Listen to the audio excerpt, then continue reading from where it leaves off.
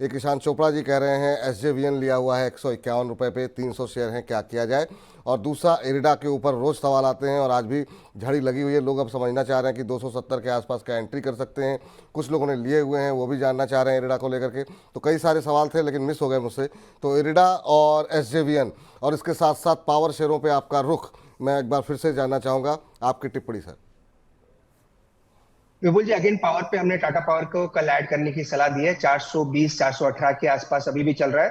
कल भी इसी रेट के आसपास था जब गिरावट आई, तो यहाँ पे डेफिनेटली ऐड ऑन करने की सलाह है। प्योर लॉन्ग टर्म है, शॉर्ट टर्म की ट्रेडिंग की मैं बात नहीं कर रहा। लॉन्ग टर्म में 415 420 एक लुक्रेटिव लेवल है, अपने 100 डे मूविंग एवरेज के आसपास आया है। तो एक रूल यूजुअली हमने बना रखा है, जो भी फंडामेंटली स्ट्रॉन्ग स्टॉक्स जो हमारे रडार पे होते हैं, अगर वो 100 डे मूविंग एवरेज के आसपास आता है तो यूजुअली उसको हम ऐड ऑन करने की सलाह देते हैं। 418 के आसपास ये स्टॉक भी आया है, तो उसको डेफिनेटली ऐड ऑन करने की सलाह है। सेकेंडली, पावर स्टॉक्स में थोड़ा कंसोलिडेशन देखने को मिलेगा। कोई कैपेक्स इंक्रीज की बात नहीं की है, इसी वजह से पावर इंफ्रा हो सकता है थोड़ा कंसोलिडेशन देखते हुए नजर आए। इवन रेल में भी वही सेम स्टोरी रहेगी।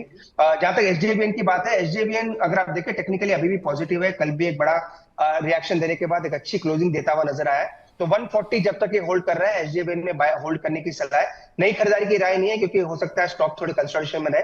पर अगर आपने ले रखा है तो 140 का स्टॉप लॉस जरूर मेंटेन करना चाहिए। टाटा पावर मैंने ऑलरेडी कहा, टाटा पावर अगर इस लेवल के आसपास कोई बाई करना चाहता है तो डेफिनेटली कर सकता है। एक अच्छे लुक्रेटिव लेवल के आसपास है इन्वेस्टमेंट के लिए। मुझे लग रहा है ये लेवल्स काफी अच्छे रहेंगे बाई करने के। चलिए, तो ये रहा यहाँ पर निकल के आती हुई। अब चलते हैं जरा टीपी नेगी जी।